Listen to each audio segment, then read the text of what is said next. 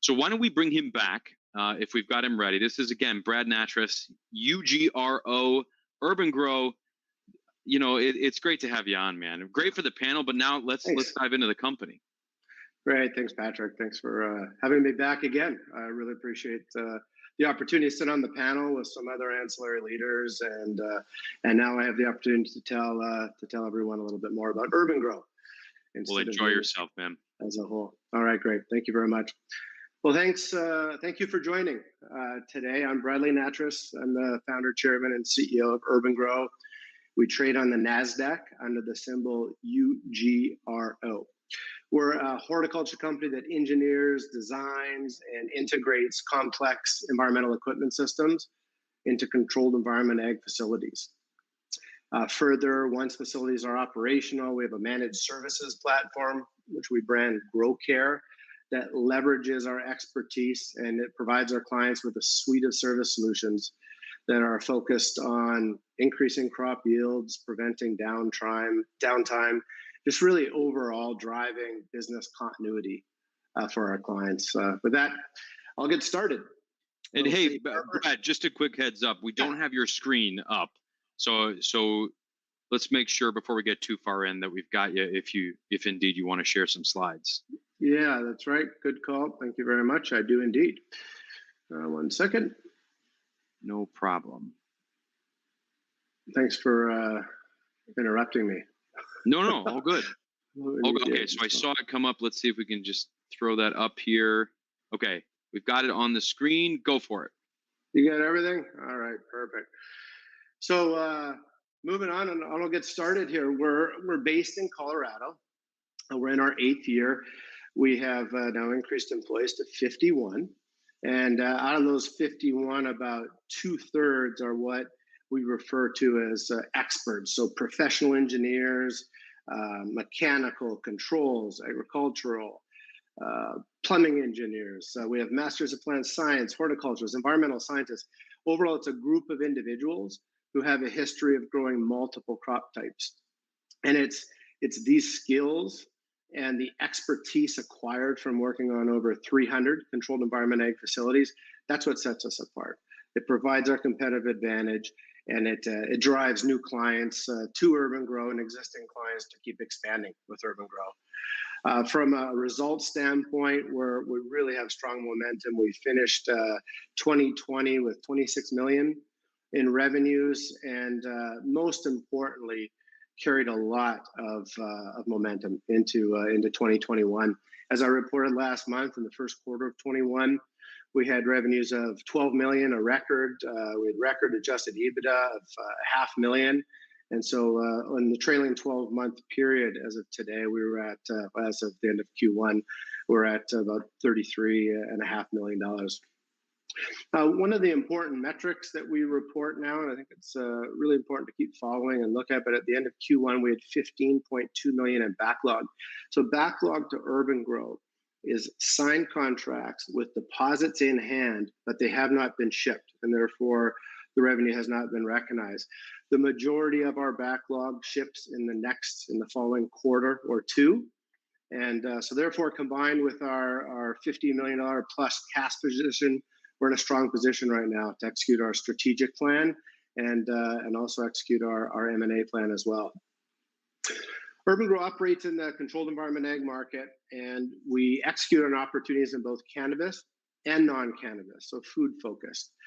Further define controlled environment ag as a segment where a facility is self-contained and it has a fully controlled environment. Urban-gro sees 3 types of facilities in this segment, 2 in which we operate.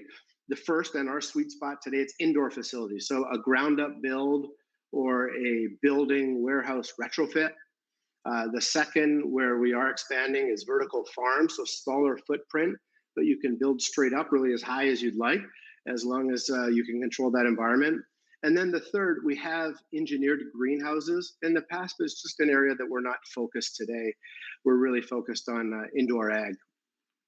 We're also really strongly focusing on increasing our involvement in ag tech. Ag tech are solutions that use technology to enhance operational efficiencies. And it's important to us because it allows us to share these solutions with our clients, and they in return can increase their yields and increase their performance. These three key deliverables, engineer, integrate, commission, that drives the bulk of our business. And it's important to emphasize that the majority of our business has been in the legal cannabis market over the last 8 years, but it's given us a decisive advantage compared to others when entering the food-focused segment. We've learned from working with the most expensive crop in the world, and we're taking those learnings about properly controlling an environment over to the vertical farming segment, where challenges seen in the last 5 years typically revolve around controlling that environment. So regardless of the crop being grown, we engineer and integrate controlled environment ag facilities. It uses the exact same engineering team, design team, and as most all of our complex and regular equipment systems have been born in horticulture, it uses those same solutions as well.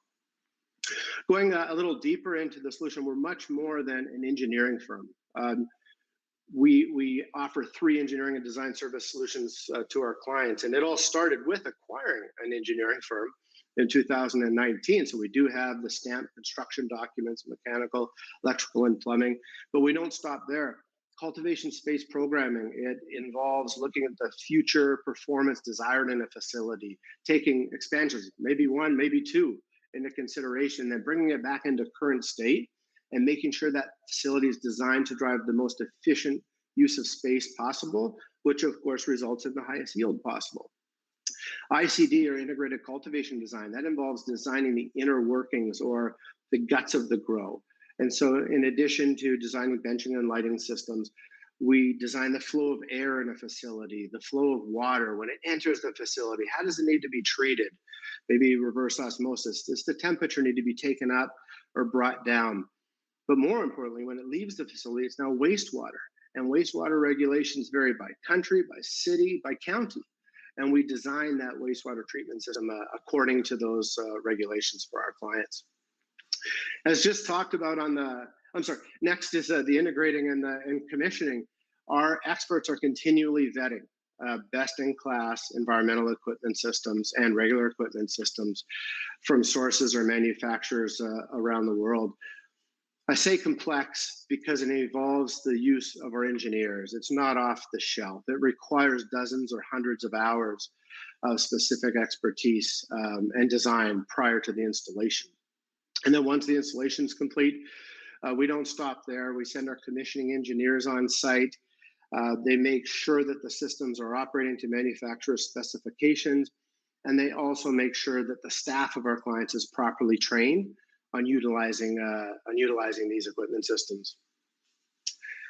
Now, talking about European reach and relationships and where we operate today, we grew up in the North American cannabis segment, and we work with some of the most well-known MSOs in the space: Organogram, Kronos, Cresco, TrueLeaf. They represent about half of our business in cannabis. The other half is single state operators. As new states open, licenses are awarded, and we work closely with those groups throughout the life of their grows and work with some of the largest single state operators in the US. After expanding to Europe last year, we continue to make solid progress in the European market. We are in the process of opening a European office later this year. In Q1, we signed 2 commercial agent representation agreements, and that was a move made to sort of get ahead of the curve before we opened the office, and it's resulted in us working on multiple opportunities already. As I mentioned on the panel, actually, I'm presenting from Latin America today, and the world's beginning to open up for business again, and I'm making certain that Urban-gro seizes this opportunity. We also have a team traveling over to Europe in the next week as well. Multiple countries working with current clients and new prospective clients in the market. Finally, our business, the equipment systems, both regular and complex, we work with some of the best equipment manufacturers in the world. And utilizing David from Fluence, who was just on the panel, it's important because technology and equipment systems are consistently evolving and getting better. And so a company like Fluence has a team of a dozen engineers that are working on their next iteration of their fixtures, ready for launch in 1, 2, 3 years out. And so that's why we choose to work with manufacturers and represent best in class. We've built strong partnerships also in the European market with integrators and contractors, and our foundation is set for a very efficient launch and growth in countries around the world. The controlled environment ag market opportunities are strong, as you all I'm sure know, in both cannabis and also food-focused vertical farming. When you look at vertical farming versus field farming, efficiencies of 10 to as high as 50 times can be realized. And that's why the market's growing. The market's expected to grow just over 25% a year for the next 5 years, till about 13 billion. The US cannabis segment market is expected to more than double to approximately 42 billion in the same period. And the European cannabis market, it's only about a $250 million market that's expected to grow to over 30 billion in the next decade. It's a tremendous market opportunity in both segments. I'm going to talk a little bit now about how we are utilizing our momentum, our talent, and our strong cash position to execute our growth strategy. It's built on 3 pillars: organic growth, acquired growth, and invested growth. I'll start with organic growth. It's important to note that growing with our current clients as they expand is one of our fastest and greatest growth drivers right now. But complementing this, there's 5 key components that will further drive our organic growth. The first is our sales infrastructure and building it out further, not only in North America, but around the world. Not only is this allowing us to capture additional demand in current markets, it's also providing us with more efficient access to new markets. We're accessing new talents, relationships that they've built over the years, both with clients and also equally as important, with new vendor partners as well. Second is our digital marketing strategy. Our marketing plan this year revolves heavily around investing in digital marketing for the purpose of lead generation, and results in engaging clients as early as possible, early on when they're making decisions on perhaps a location or the type of facility they want, so we can help influence that efficiency from an early stage. We launched an SEO and AdWords campaign across digital and social earlier this year, and we're enjoying the strong results of that, actually not just in North America, but globally as well. Third is expanding aggressively into the European cannabis markets. I see the European market really where the North American cannabis market was 4 to 5 years ago. There's a demand for services and expertise. There's a demand for controlled environment, GMP certified, pharmaceutical grade, indoor facilities. And that's our sweet spot. And it's really helping us focus more on a turnkey solution as well for our clients in Europe and also in North America as well. Fourth is entering food-focused vertical farming, regardless of crop type. Our engineering teams and design teams, they're crop agnostic. It's the same team, it's the same complex environmental equipment systems used in both. And finally, we're really strongly focused on building out our higher margin service offering, which we refer to as Grow Care. So Grow Care is a managed services program that leverages those experts that I talked about earlier, and also the acquired expertise from the 300 facilities. We are providing a suite of important services to our clients' facilities, and through a monthly subscription program, we offer solutions that help them strengthen yield results, reduce downtime, and really just overall operational efficiency of their facilities. Some of the services that we provide in our Grow Care: ongoing staff training, auditing of facilities, and then providing optimization recommendations, troubleshooting and fixing operational problems, perhaps a pest outbreak where we send our plant scientists out, or a cooling issue from underspecified mechanical. We start there with a peer review, solve the issue, then we're a partner for the long run with that client. We remote monitor using technology and partner solutions, including our investment in Adiza. And the crop protection program helps proactively write IPM programs, so they don't have, our clients don't experience those pest outbreaks as they occur.